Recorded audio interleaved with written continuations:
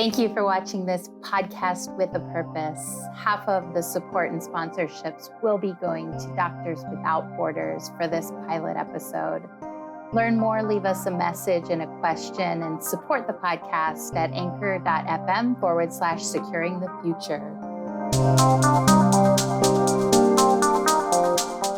Welcome to Securing the Future with Krista Pusateri and our first ever episode. I am so thrilled to introduce you to Vikram Sharma, who is the CEO and founder of QuintessenceLabs, or as their friends know them, QLabs.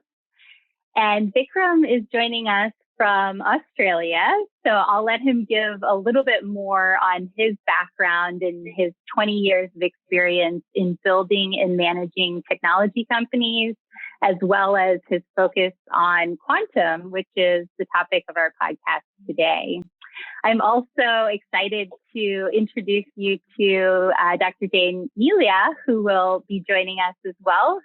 Jane is Vice President of Strategic Business Development for QLabs, and she leads all the market and product strategy activities for QLabs, and she'll tell us a little bit more about her leadership journey, as well as the topic today. She'll be helping us demystify quantum entropy. So let's hop in. I'd love to start the conversation, Vikram, with you in giving us tell us your story, your hero's journey to becoming the CEO and founder of QLabs, and really what quantum means to you. I really appreciate your having Jane and I on today. We're really pleased to be part of your inaugural podcast. The journey in QLabs, as you mentioned, started about 20 years ago. Upon finishing graduate school in the US, had an opportunity to take a few months out and consider the next step career-wise, having spent a number of years in technology and sitting in the heart of the Silicon Valley in Palo Alto at that time. Oddly, I sat in on some classes on quantum physics, which is where I started my undergrad journey all those years ago. Much as the physics was exciting, the thing that particularly piqued my interest was the fact that we were now on the cusp of being able to engineer quantum states, quantum effects that don't occur in nature. And so we were able to bring to life many of the theoretical ideas of Einstein, Heisenberg, Bohr, and their contemporaries from almost 90 years earlier. And this was really exciting, given that it had potential wide applications to a whole range of elements of our lives. And some of the things which I think a number of us would have heard a lot about what's happening in the quantum computing world, and Google and IBM and a number of other startups are achieving that space with dramatically increased compute power, applications to imaging, to sensing. But it was cybersecurity that really interested me, and the ability to solve some looming challenges that we saw. So that's where the QLabs journey started. It resulted in me joining a research group at the Australian National University back at my doorstep here in Australia. And then in 2008, founding QLabs. Wow. Quantum is such an enigma and really is really like magic. So I'd love to now go to Jane and ask her to help tell a little bit about her story and background and how she got to QLabs, and help break down really what the big challenge in cybersecurity and what the quantum entropy is all about. Let's dig right in, Jane. Okay. Thank you, Krista. And I'd like to thank you again for inviting me to participate in this webinar. Very, very excited. So my background is that of an engineer and a physicist as well. And after working as an engineer for a while, I went over to the dark side of business and had a lot of interesting roles in big corporations such as HP.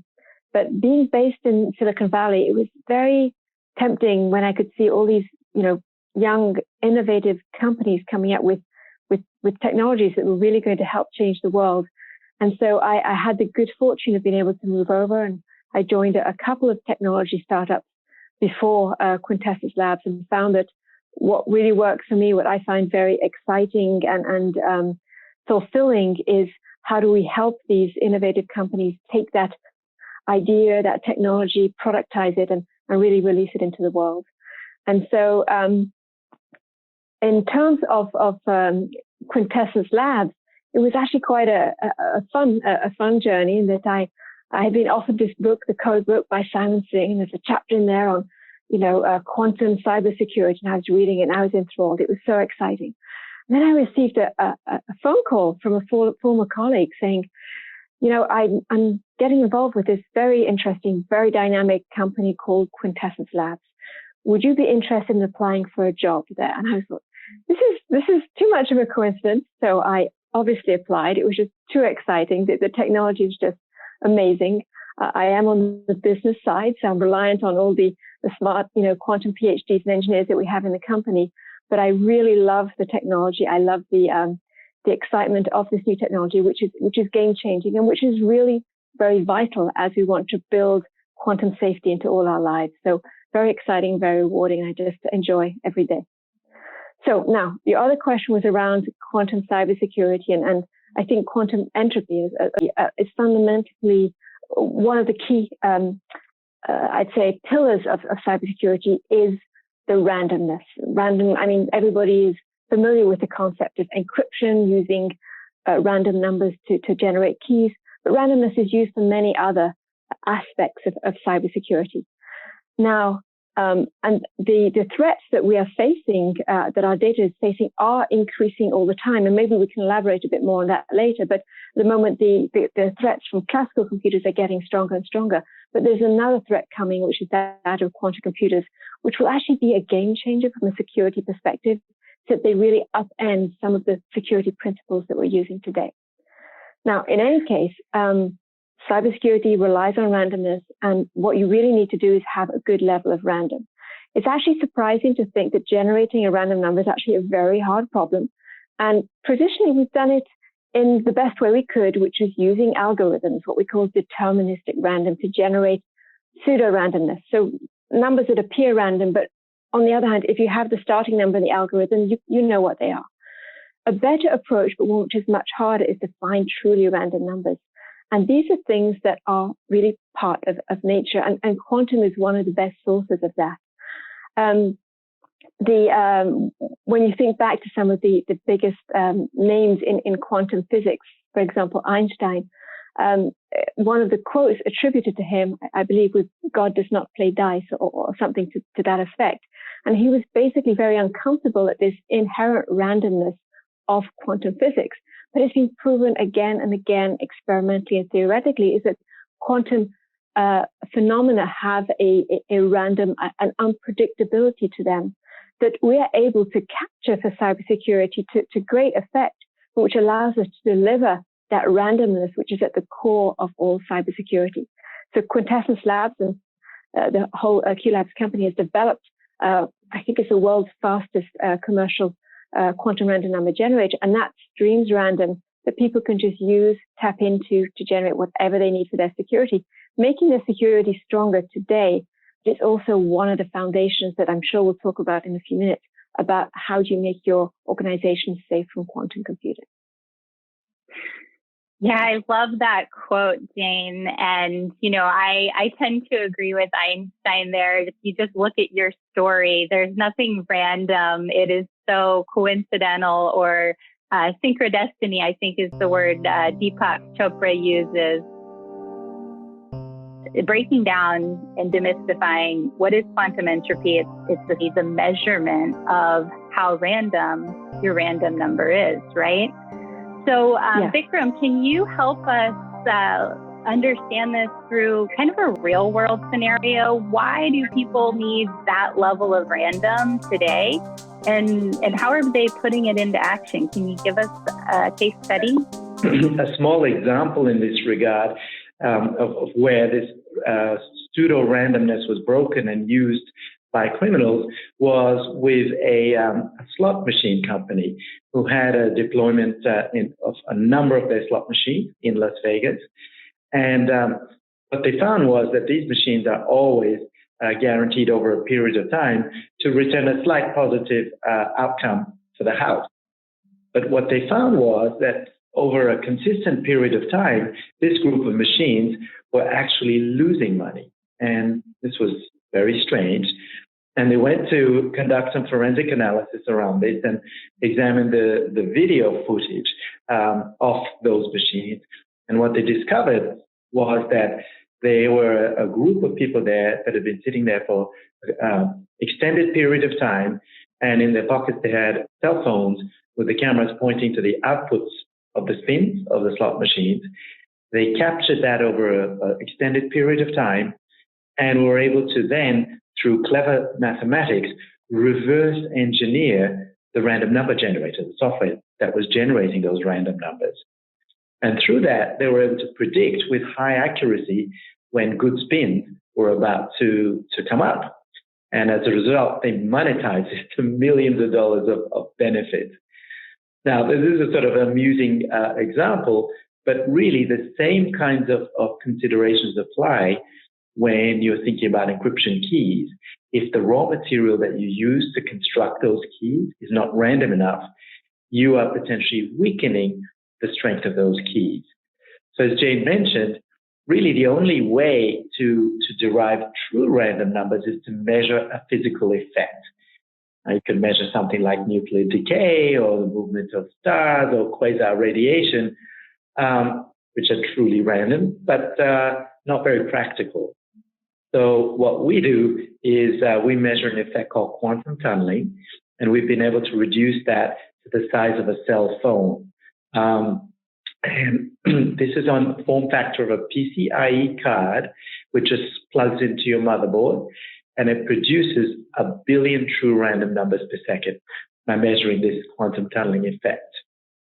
How organizations are using this is that it's multiple applications.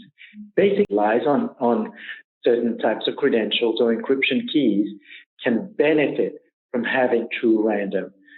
So we have our appliances, which are deployed across a range of companies like financial institutions, cloud service providers, even medical supply providers who want to tag individual, for example, vials of insulin, uniquely identify those. And so our random number generator, coupled with our key manager, is able to output large numbers of true random numbers to be able to use for encryption keys, other kinds of security credentials like PIN numbers, security certificates, but also identify. And this is now being used throughout the world. Wow. It's kind of mind-boggling using physics and using just a completely different approach to combat the adversaries. And the slot machine example gave such a good example of how they are always going to be creative and find that one step ahead to, thwart our moves as security practitioners. So, what are your biggest concerns, challenges? What questions should CISOs and security professionals be asking as they think about this whole new quantum internet? Jane, can you tell us a little bit more about, what your thoughts are there? We're undergoing a transformation as quantum computers are developing in maturity. And while we do not believe that at present quantum computers exist that would break the types of encryption, asymmetric encryption that we're using, when I speak to experts in the field, people working on quantum computer development or people analyzing that, their expectation is within somewhere between 7 to 10 years, there's a 30% likelihood that the encryption that we're using will be broken. And what that means is that people really start, the time to prepare your organization for an alternative is now, because of course it takes time to make the changes that will be needed. And it also takes, you need to make sure your data is protected for a certain number of years, maybe 5 years, maybe 3 years, maybe 10 years. So that 30% risk between 7 to 10 years, it actually means that we need to start acting now. So in terms of what that means for professionals in the industry and CISOs is, we need to really start thinking about what is right for your organization and what are the best tools you can implement to start getting that, quantum safe foundation in place. And the good news is that there are a number of tools available that you can start already implementing, and that others are in the pipeline and will be mature, relatively soon. And so let's start by understanding what is your most critical data, what is its life cycle, where is it located, and understand a hierarchy of needs in terms of the security that you need to implement in your organization. And then think about the tools that are at your disposal. Quantum entropy is fundamental to all quantum safety. It is, you don't want to be using deterministic random in security in the future.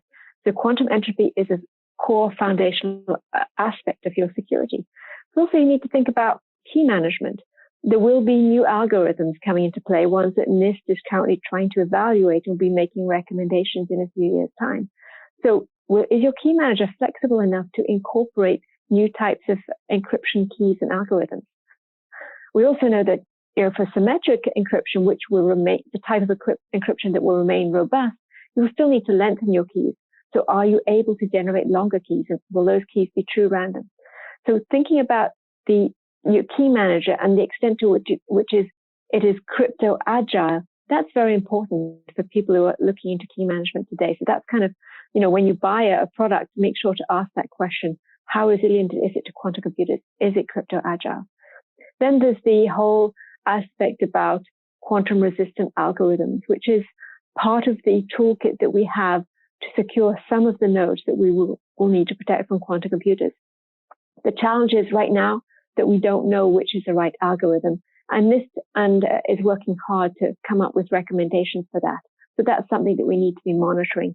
The challenge, of course, with algorithms is that they are safe until we find out that we're not. And so in the past, we've been burnt by algorithms which ended up being less safe than we hoped they were. So that's one solution, but probably not the best solution for the most secure or the most vulnerable data. But there are also solutions for that on the way. Quantum key distribution being one of them, where you use the power of physics to secure your data, particularly between important nodes, say between, two government agencies or the headquarters of a bank and their data center. So as you can see, there's a whole range of solutions: key management, entropy, those are foundational, resistant algorithms, and quantum key distribution that people can pull on and start to incorporate into an architecture.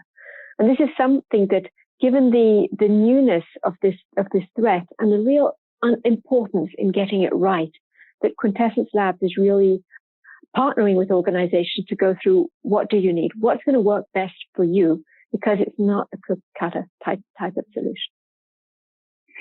Yeah, and Jane, as we've had conversations in prepping for this podcast and at RSA here recently, just the passion comes through in your voice and what you're doing to help companies that are really forward thinking and really concerned about highly sensitive information. I'm curious, with this investment that's coming into quantum, it seems like every day I get a new update. As a 5-year-old startup that just raised $215 million. Can you comment a little on what of these advancements are most exciting to you? And as we're in this pandemic world, what's your biggest hope for quantum right now? So I'll start, and then I'll let Vikram pitch in as well. What really excites me is the energy in this space. There is so much going on, and there are so many of our most talented people working on this problem.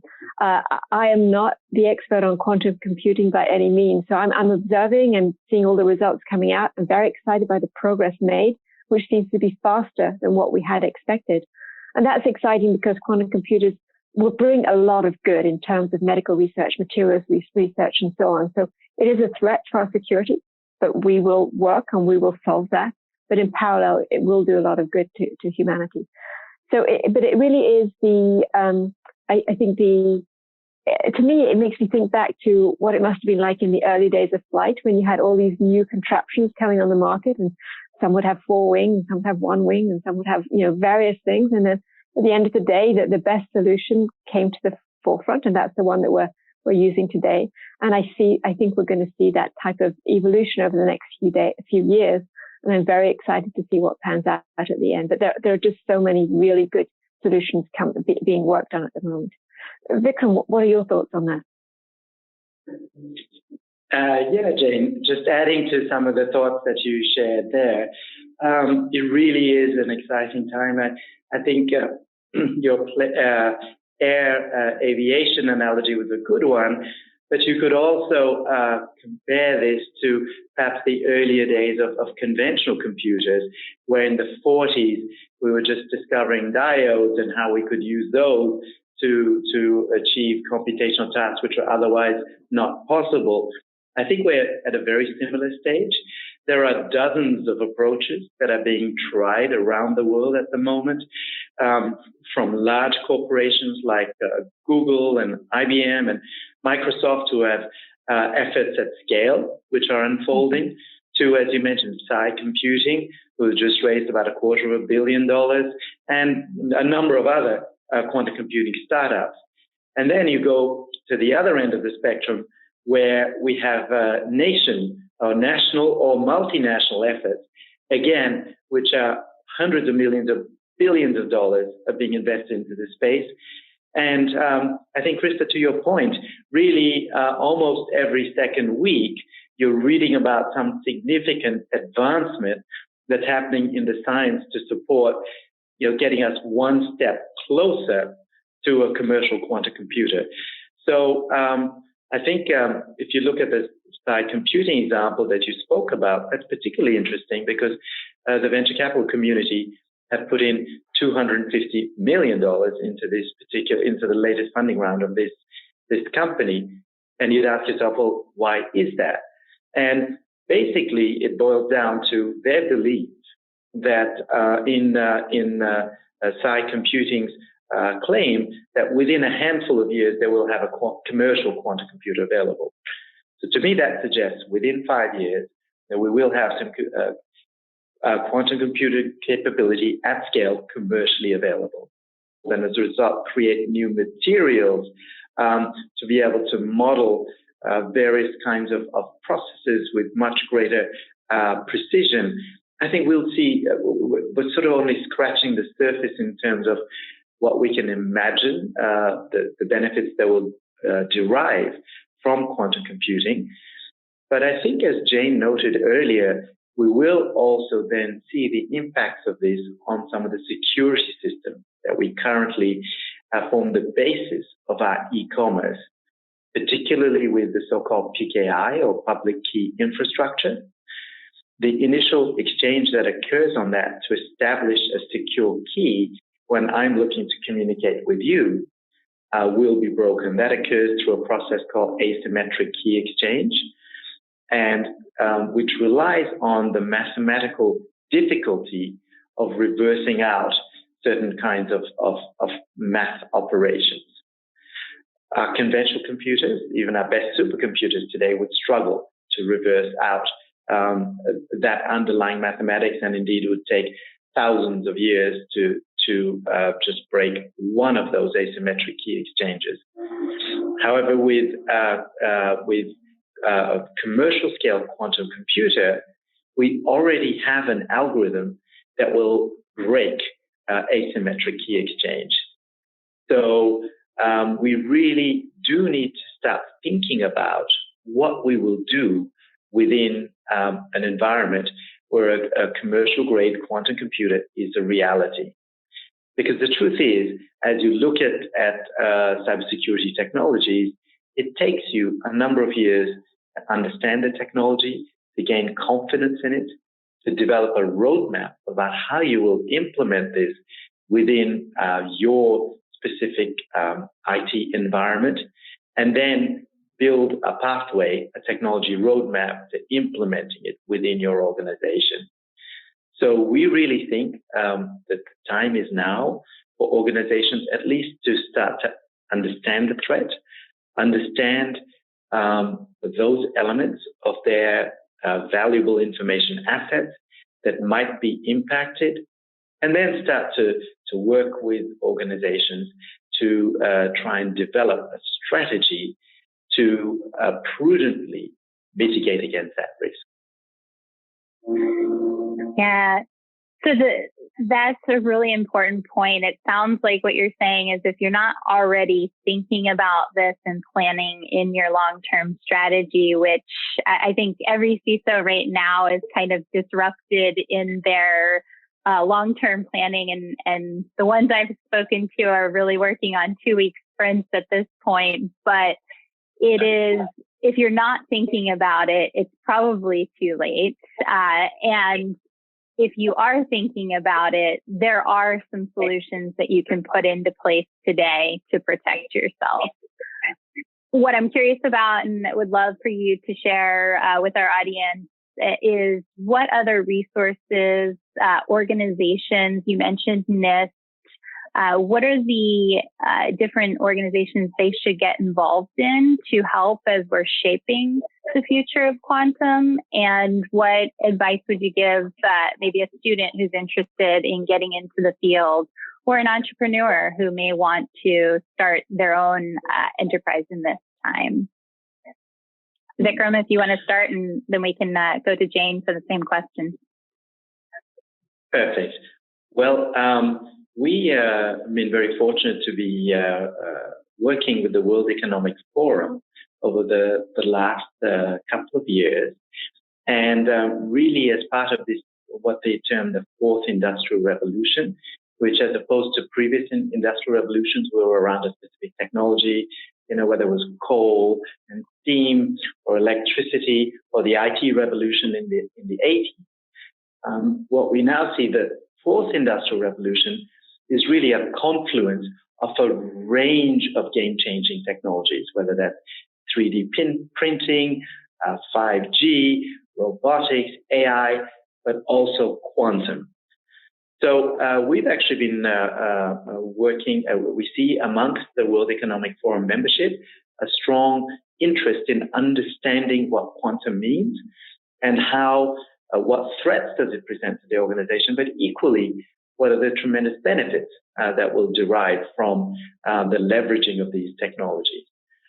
So in fact, we are working towards mid-year this year of setting up a quantum cybersecurity workshop with the World Economic Forum and some of their leading industry participants to really think through some of the issues, some of the broader implications that come as a result of quantum computing becoming a reality, and also exploring the state of play. And to your point, Krista, what are the technologies that are available today or will imminently become available, which should become part of the cybersecurity arsenal that large organizations possess?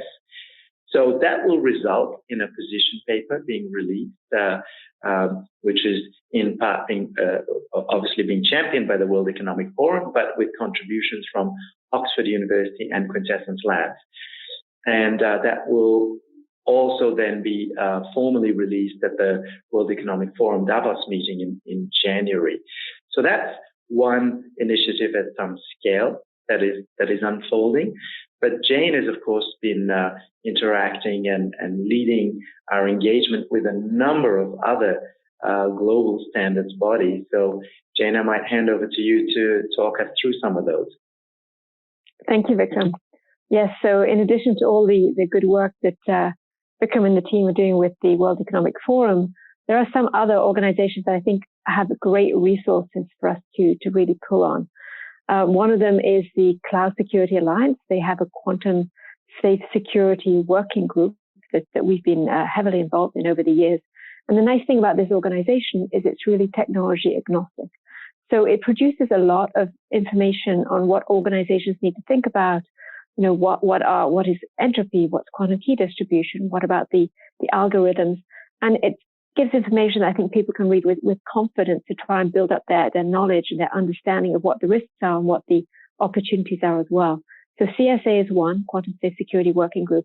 Another organization is the Quantum Alliance Initiative, headed up by the Hudson Institute. And they've really been focused on some of the quantum physics aspects of quantum safety, and thinking specifically of quantum entropy that we've been talking about, and also quantum key distribution.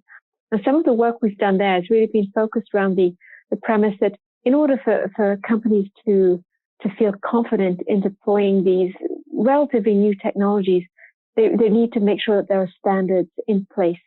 And so we've been able to, as part of the Quantum Alliance Initiative, to prepare two standards, one for quantum random number generators, the other for quantum key distribution. And these have been adopted by the ITUT, which means that they are, I think, the random one is deployed, and the QKD one, I think, is going to be available imminently. And these are two standards which allow people, as they're thinking about procuring this type of solution, to know that there are standards, there are checks and balances in place, and making sure they're getting a quality product. So that's another resource. QAI also produces very interesting white papers and documentation on this topic for listeners who want to learn a bit more in a technology agnostic way, which I think is valuable. Awesome. Thank you so much for sharing those resources. I know QLabs or QuintessenceLabs.com also has some really great resources and white papers to go into a little bit more depth. From here, I'd love to talk a little bit about what you're passionate about outside of quantum, and where the money and support for this podcast episode will be going. Of course, there are so many worthy causes, particularly given the situation we find ourselves in today, which could merit support. But one that Jane and I are particularly passionate about is the Médecins sans Frontières, who have done amazing work in delivering medical aid to people in crisis situations, whether that's humanitarian, it's economic, it's epidemics. The work that they've undertaken right around the world over decades has just been amazing, and something that both of us feel very, very strongly about. For me, Médecins sans Frontières, or Doctors Without Borders, as we say in the US, is a cause which I feel very personally about. My brother-in-law worked with them for many years in Uganda, and I had the opportunity to visit him there, and I just really think this is a wonderful organization. So I'm thank you for helping us support it. Yeah, and thank you for sharing that with us. I think the Doctors Without Borders are really angels. So I think it's an amazing cause. And Jane, you've got a really interesting family with a lot of interesting accents as well. Mm-hmm. Tell us one interesting thing that people will remember about you before we close down the podcast show. Thank you, Krista. Yes, so my husband and I have traveled about quite a bit, and we have 3 children. The oldest has a French accent, the middle one has an English accent, and the youngest, well, she has an American accent. And so whenever we go out anywhere, people say, "Are they really all yours?" So. Such a global family. I love it. And this is a global and diverse podcast. Jane's been joining us from California, Vikram from Australia. Vikram, leave us with something to remember you by. What is the most interesting or unique thing that you'd like our audience to take away? I guess a little bit like Jane, who had an opportunity, particularly while growing up, to spend some time in a range of different countries. Through that, I think I was very fortunate to gain some insights into a whole range of different languages and cultures, and perhaps understand the value of different perspectives on almost any issue that you can choose to name. Through that experience, I think probably my accent is a little bit jumbled as well. And I think that's a result of having gone through 11 schools in 12 years of schooling. Wow. Yes, that 11 schools in 12 years. So you definitely have some stories. So audience, if you see Vikram at an event or in our virtual pandemic world, make sure you get some of those stories downloaded and tap into these beautiful brains here that are bringing us quantum entropy. Absolutely. Thank you very much, Krista. Thank you. Congratulations on launching the Securing the Future series.